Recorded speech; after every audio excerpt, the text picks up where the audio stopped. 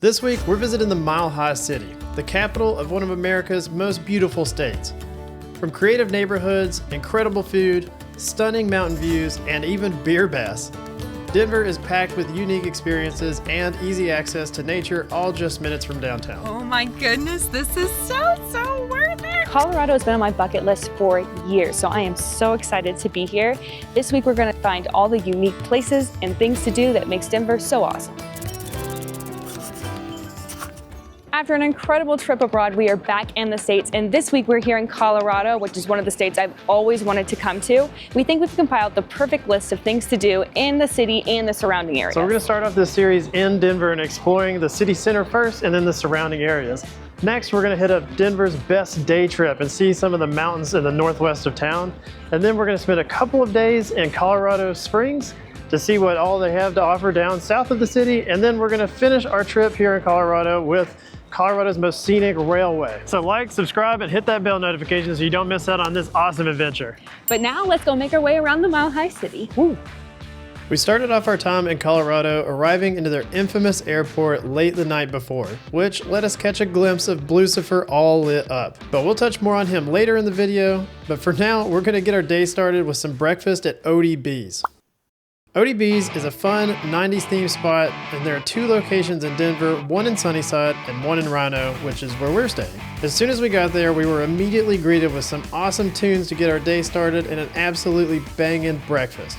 Erin went with their basic sandwich, which is scrambled eggs, hash browns, green chilies on a poppy seed Kaiser roll. And I went with the Shaolin chicken sandwich, which is shishito honey fried chicken with chili crisp on a brioche. Based on our experience, this is definitely a spot you won't want to miss if you're coming to Denver. My only regret is that I didn't have more room in my tummy to eat more because it was so good. So now that we've fueled up for the day, we're off to Union Station to really get this trip started. For only $2.50, you can get a 3-hour pass to their RTD rail network, which will allow you to travel just about anywhere in and around Denver. And for us, that just meant a 2-stop journey from the RiNo neighborhood to Union Station.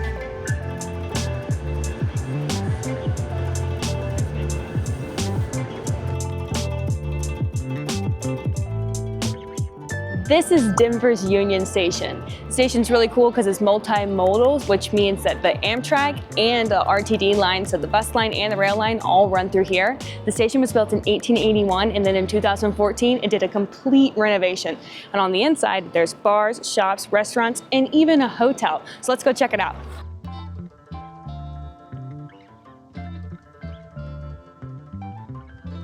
All right, so we made our way into Union Station, and wow, this is just such an elegant building. This is a great place if you're traveling in or out of Denver to sit and wait for your train or your ride. I mean, there's so many different things: coffees, bars, restaurants, and shops. And we actually stopped at Pig Train Coffee, not to get a coffee, but a juice. A little bit on the expensive side, something to keep in mind, but this is just a fantastic place. We're actually here on a Friday, so if you come on the weekend, just to know for your trip, they do a Union Market, which is an artisan market that's put on the weekends here. If you wanted to visit that, this is just a beautiful building, and the hotel rooms are surrounding the interior here. I think that would be such a cool place to stay. I don't know how much it is, but maybe it's probably out of our budget this time around. But next time, Erin.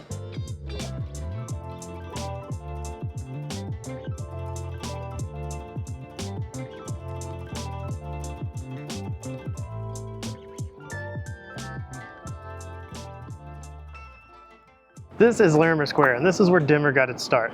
First residence, first town hall, first commercial district, all here in between 14th and 15th Street. It's lined with these old Victorian-style buildings from 1875 to roughly 1900. They've all been redone and repurposed into wonderful shops and spas and restaurants, and it's just an awesome place to be down here in Denver. There's a sign over here that shows all the events. This place looks like it's host to events almost every single weekend. One of the biggest events of the year is the Chalk Walk, so definitely be sure to put that on your list whenever you're coming to Denver. When we first got here, one of the few stores that was open was the Vintage Garage Shop, which is a 60s, 70s, 80s, 90s, and Y2K store where they buy and sell used clothes. It hurts my soul a little bit that 90s and Y2K is considered vintage, but nonetheless, we walked around and perused the shop. There was some really cool clothes in there. I'm in the market for sunglasses, tried some on, even though Erin wouldn't let me buy any. It was fun to do.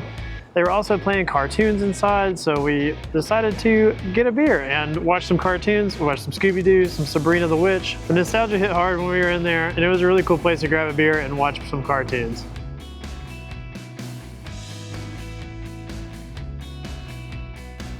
And while Larimer Square might be cool, and it's probably one of the most well-known places here in Denver, the next place that we're going to is somewhere you maybe have never heard of before.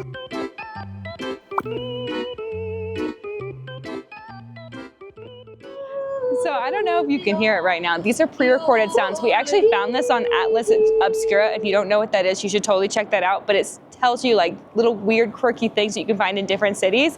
So this is actually the Sound Walk. It was made by Jim Green in 1992.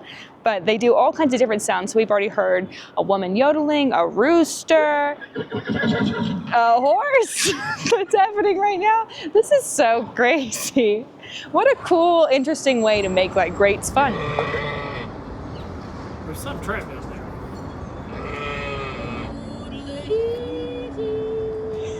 So the Sound Walk is really cool. We are enjoying Denver so much. This is such a cool little quirky city. We're walking over a train right now. The train on the Sound Walk.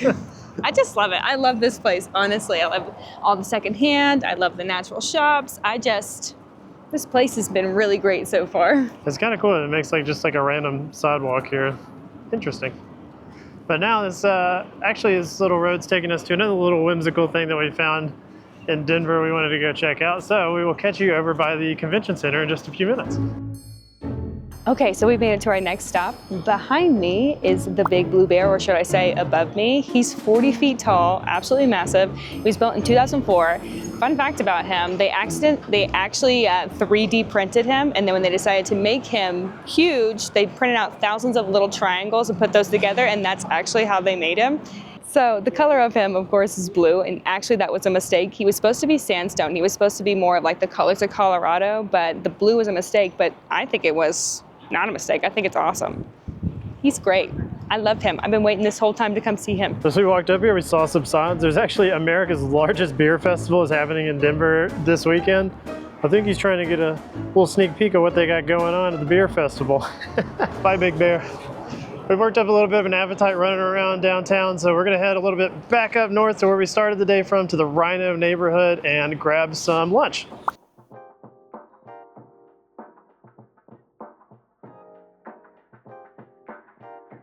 So we are in the RiNo neighborhood, which actually stands for River North because it is north of downtown Denver. This place is an open air gallery, art gallery. Once a year they have a big festival called the Crush Walls Festival, where local and international artists come here and redo the walls. They do that in September and it's October, so all of this art is actually new.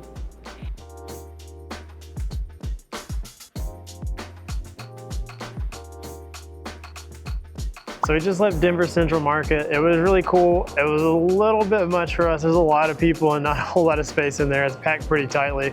We got a little bit overwhelmed and chose bagels. We're gonna be in bathing suits later, so helps the bloat a little bit. You'll see in a couple minutes. All the vendors inside is put on by local artisans and chefs, so it's a really neat place to visit. If whenever you do visit, there's a lot of people like there was when we were there. If you come out in the alley in the back, it's empty. That place is packed and this is completely empty, so something to keep in mind if you come and visit. There's so many different shops and things to see around this little neighborhood. So the Denver Central Market's here, but then this whole neighborhood, like and around this section and up and down these streets, are just lined with different shops and stuff. So it's definitely a cool place to check out on your trip to Denver. So we are walking around the RiNo neighborhood, and this is just the cutest little neighborhood. It reminds me a lot of this neighborhood we used to live in Charlotte called Noda. We lived there for 3 years, but this is like Noda times 10. I was gonna say the exact same thing. This is a lot like the neighborhood we used to live in Charlotte. Just a little arts neighborhood, old industrial park that they've just turned into like a really cool hip part of town. This is definitely a neat place. I love all the paintings on the wall. I love all the outdoor stores that are everywhere. This part of town is so cool. And we even found the cutest plant shop. And I'm having the hardest time talking myself into not putting everything into my suitcase and trying to get it past TSA. So well, talk me out of it. I left everything behind, but really thinking about those plants still.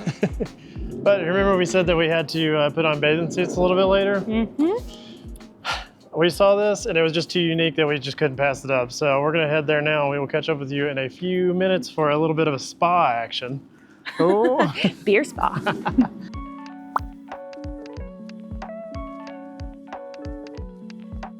So we just got here to Oakwell Beer Spa and it's already feeling way more relaxing. As soon as we got here, we were given some slippers and now we've got some self-pour beer. So everything here is worked off this card and then you tap and then they've got a whole host of different selections, but you just tap self-pour yourself and you pay by the ounce. It is extra, but it adds to the relaxation in my opinion. He actually just came around and offered us different kinds of infusions for our beer spa, but there's a lager and amber and then there's another one, I forgot what it was, like an energizer.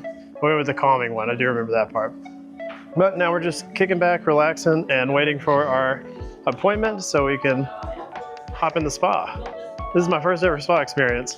Erin tells me it's nice, so I am looking forward to this and some relaxation after a long day walking. We'll see you in a minute. Cheers.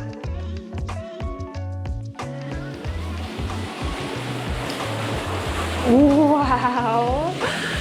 Oh my God. This is gonna be amazing.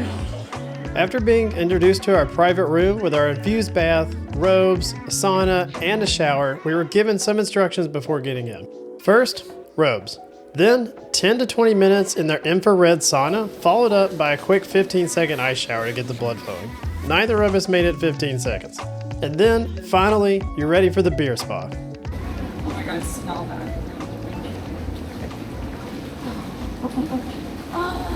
That thing smells amazing. It smells like herbs and like lavender. It's like a big giant tea bag. They said that we can like use this as a loofah to like scrub down. So just for clarification, I guess a beer spa might not make any sense. It didn't really be either. I thought it'd be bathing in beer, but apparently that's maybe a little bit rabid. I didn't know what I was getting myself into. I thought you were gonna leave all sticky. But we're actually feeling like, so this is like the hops and like the lavender and the herbs and stuff, and it's clean water. We're gonna take a shower after if it isn't, but it smells so good. It's like lavender and herbs, and then that has hops in it, so that's what makes it the beer bath. But you can pick, I think Will's talked about this already, you can pick different ones for different things. So I picked the common one because we're doing this later at night. Ignore the wild human being in the background. Alright, we're gonna enjoy our beer spa and then we will catch up with you when we head out of here.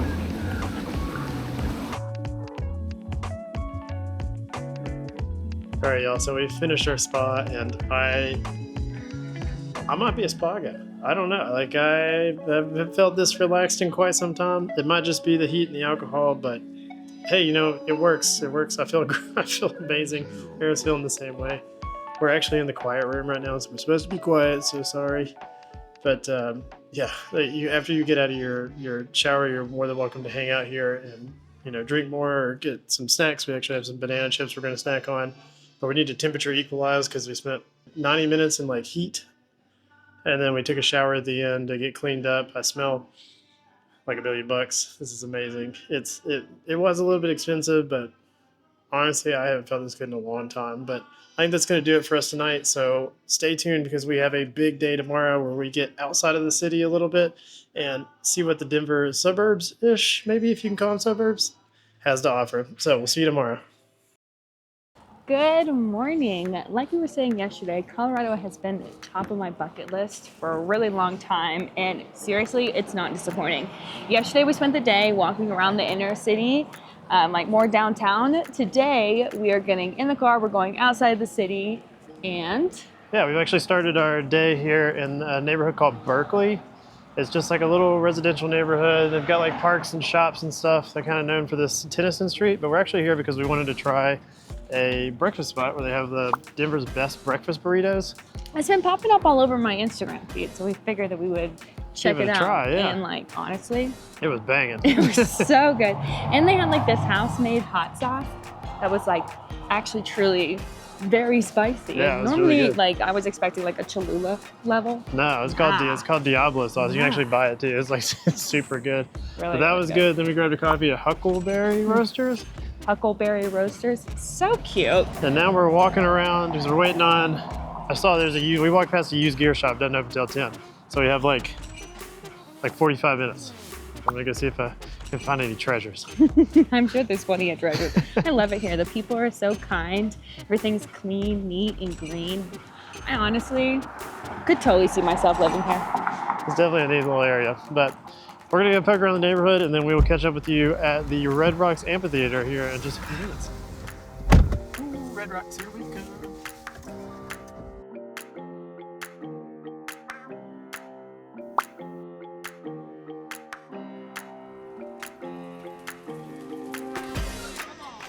All right, so we've made it to the Red Rocks Amphitheatre, and this place is really, really cool. It's sandwiched in between these two rock structures, Creation and the Ship. But yeah, this place is super neat. They say that this place is over 200 million years old. And then in 1941, they went ahead and opened it to actually be a concert. And all kinds of people play here. Pretty much everyone has played here. We'll actually look up the schedule of who's playing here tonight and then the upcoming shows. So go ahead and tell them. Yeah, so Lane 8's tonight. Martin Garrix is in a week or two. Lord on Tuesday. All Time Low tomorrow night, I think. And they're doing a 5K race tomorrow morning as well. So like, even if you're not a music person, like this place you could come and like work out. There's trails around, like there's more than just music here. And I'm sure that they do shows as well. Just music coming up for sure. This place is really cool because it's open to the public all the time. So you're able just to walk in here for free. So there's all kinds of people in here right now. And then a lot of times people are in here to exercise. So they're actually sprinting the amphitheater like literally like right now. They're sprinting the amphitheater and they like use the steps up for squats and stuff like that. I mean, you have to admire it. You really do. And we're at elevation. Especially after so like, that big burrito. And we're at elevation, so it's even harder to do it here than it would be somewhere else. This is just crazy. It's really cool though. Like, you know, it's not just a music video that's just shut off like during the day. Like it actually gets used. Oh, and they also do like group fitness classes here. So you could do like a big yoga class or maybe like a Zumba class or something like that. If concerts aren't your thing, like I would totally do a Zumba class here. Yeah. How fun would that be? But there's more than just the amphitheater here. There's actually hiking trails that go around. So we're going to go do a hiking trail next. Yeah, all this land here is protected. So on the way in, we actually saw some animals, deer. I guess they're kind of, I'm used to white-tailed deer because we're from the south. So like these are different deer. And they're friendly. They didn't just run away whenever somebody walked up to them. It's pretty cool.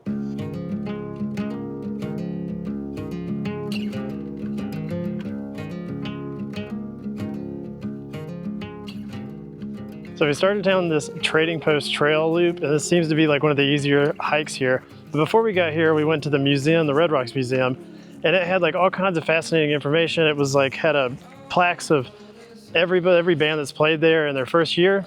We saw a bunch that we're familiar with, and then they also had a Hall of Fame, which had like Jimmy Buffett and the Blues Travelers and Stevie Nicks and a whole bunch of other people. It was really neat to see all the people that's actually played here.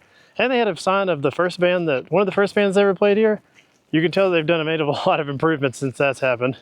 But now we're on the trail and we're walking around. It's really cool. It's flat. It's 1.5 miles, but it takes you around a lot of the cool rock formations here. Like that's the Sphinx, and I think that's a part of the larger Iceberg and Titanic rock formation. This is the frog. That's the toad. I don't know who named that. They don't look like frogs or toads. But it's neat because there's like little swallow holes and stuff. You can see where the birds are coming in and out of. And there's a couple places where it said like lightning strikes and the rocks like just split open. It's really, really neat. But one of the signs did say, I thought that the snakes were the problem. We had to be looking out for snakes. But one of the signs said that there used to be millipedes the size of surfboards here. I'm sorry, but if I saw a millipede crawling towards me the size of a surfboard, I'm burning the whole place down. We're starting this whole thing over. We're going to build a new one with none of that stuff. But I think that was prehistoric time, so hopefully we're good on that. But we're going to enjoy this trail, and yeah, we'll see you in a minute.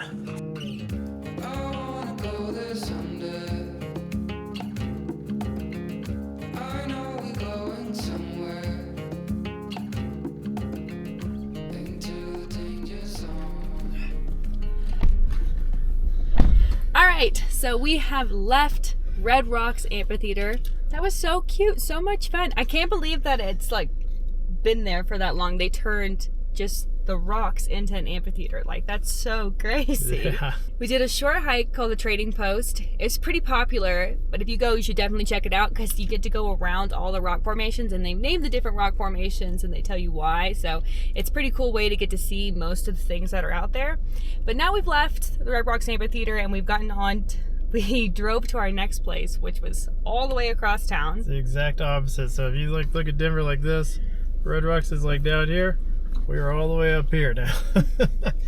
And this is called the Rocky Mountain Arsenal, and it's like a drive-through safari.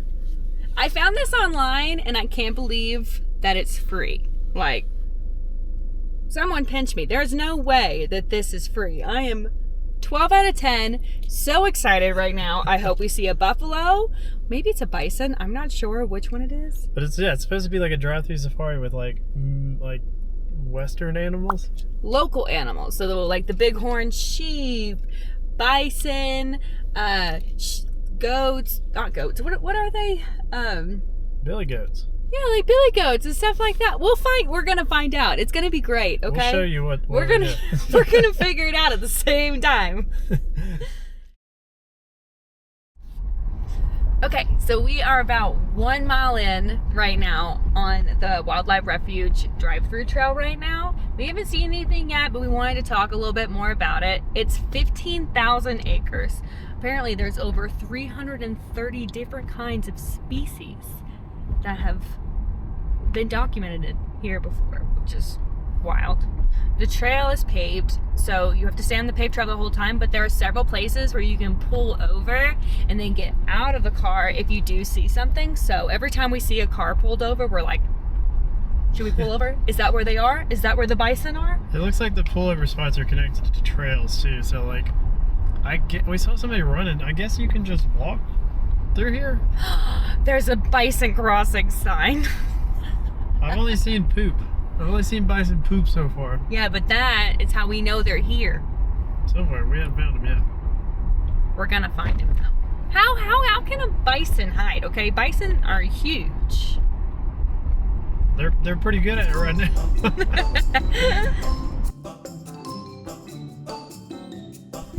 Oh my goodness, this is so worth it. We've already seen a bison in the distance.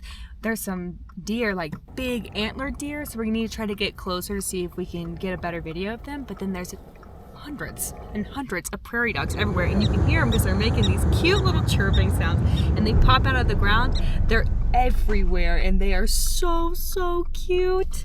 Oh, this is so worth it. We've only been here for like 10 minutes. Like, how is this free? This is so cool. Yes.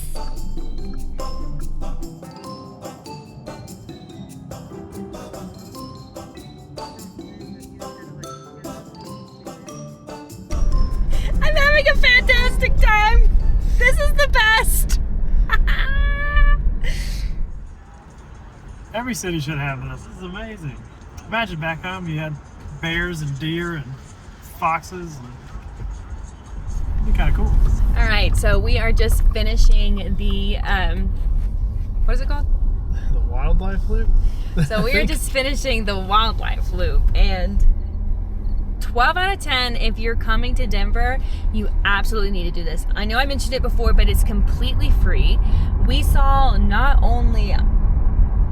way more animals than I thought than we were gonna see. I mean, we saw bison, we saw elk with like the big antlers. We saw a ton of prairie dogs. I mean, they're everywhere. You hear them before you see them, and then once you see them, you're like, wow, they're literally everywhere. Different kinds of birds.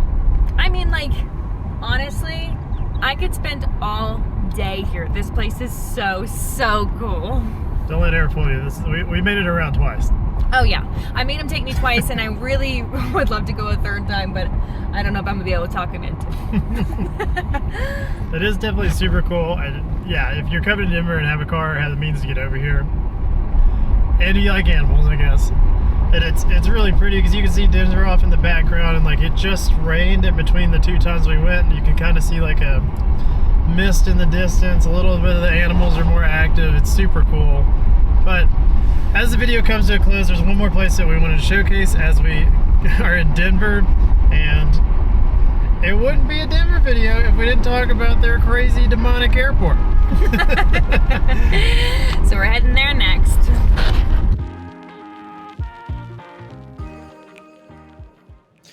All right, so we've had the most incredible time exploring around Colorado, from Denver City to Denver outskirts to Estes Park and the wildlife to Colorado Springs and the most scenic train ride in Colorado. But no trip to Colorado or Denver would be complete without talking about this crazy airport, so we wanted to include it as a part of our video as we wait for our flight. This airport is home to Lucifer, which is the big blue horse. He's like 2 stories tall and he's outside of the airport and he has glowing red eyes. But they call him Lucifer, which I think is hilarious. It's literally on Google as Lucifer. And then there's little gargoyles around the at both baggage claims, and those are called Notre Denver. They're like little gargoyles coming out of a suitcase. They guard your suitcase. I don't know, those are only a couple of the things. One of the things we were trying to find was a painting, but it's unfortunately in storage as they do construction or in and around the airport. But this airport just has so many different theories about it, I guess you can call them. Probably conspiracy theories if we're gonna say it. But it's like it was created by the New World Order. It serves as a headquarters of the Illuminati. The Illuminati is under the airport. Yeah, like the tunnels where the plane train goes is connected to bunkers in case they need to escape nuclear war. The painting that we were looking for that's in storage right now apparently depicts the new beginnings of the world or something like that. And Lucifer is supposed to represent one of the 4, it's like a nod to one of the 4 horsemen. I didn't even know that. That's crazy. There's like all kinds of like crazy things about this the Denver airport. We'd like to spend more time here and maybe explore it more. So if you'd like to see a video about that, maybe we could come back here and spend a day or something. If you would like to see that, leave it down in the comments below, and also give us some tips. Where can we find these tunnels? Does anybody know where the tunnels are? Is there a way we can get off the train like halfway and like a 9 3/4 situation? Who knows? I don't know. But we hope you enjoyed our video of Denver and the Denver outskirts and inspired you a little bit about coming here and then some things to do while you're here. So until next time. Okay. To pop in to say that this refuge is about 15,000 square feet, which is Square feet. Square miles. That's 15,000 acres. Oh. What's the funniest joke you know? What's a true's favorite drink? Sap? Root beer.